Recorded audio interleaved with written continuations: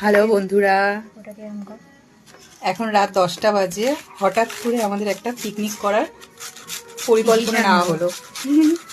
এই যে চিকেন, এই যে পেঁয়াজ কাটা হচ্ছে, আর একজন ক্যাপসিকাম কাটছে।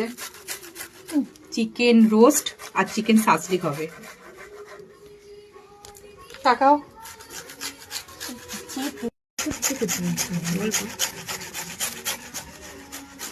চিকেন এই যে এগুলো হবে রেডি।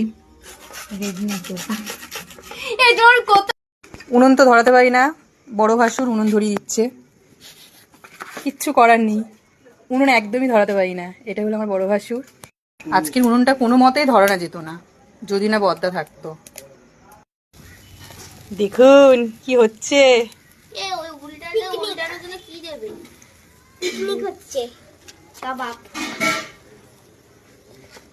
এই যে